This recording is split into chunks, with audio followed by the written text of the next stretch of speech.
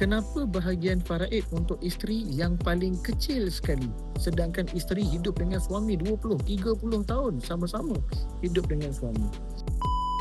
Hal ini kerana duit faraid untuk isteri tu 100% hanya untuk keperluan isteri sahaja. Tugas untuk bagi nafkah kepada anak-anak bukan tugas isteri. Jadi tugas siapa?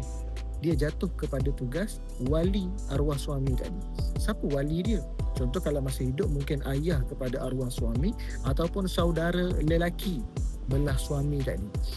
Tapi realiti hari ni kita pun tahu, ramai orang dia orang nak bahagian faraid dia orang tapi nak jalankan tanggungjawab jauh sekali.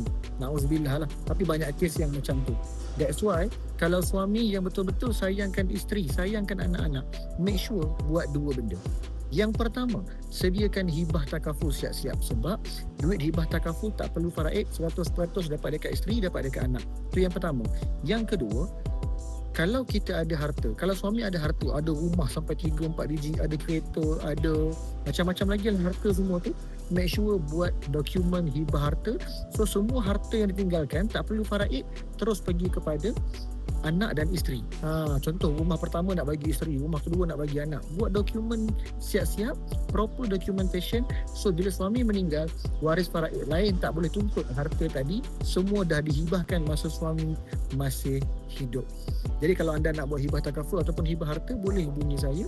Dan kalau rasa video ni bermanfaat, boleh tag pasangan masing-masing, boleh juga share kepada kawan-kawan yang lain. Okay? Saya ada buat satu grup percuma tentang hibah, wasiat, pusaka dan juga faraid. Kalau anda belum join lagi, klik link dekat bio. Sertai sekarang, okey? Assalamualaikum.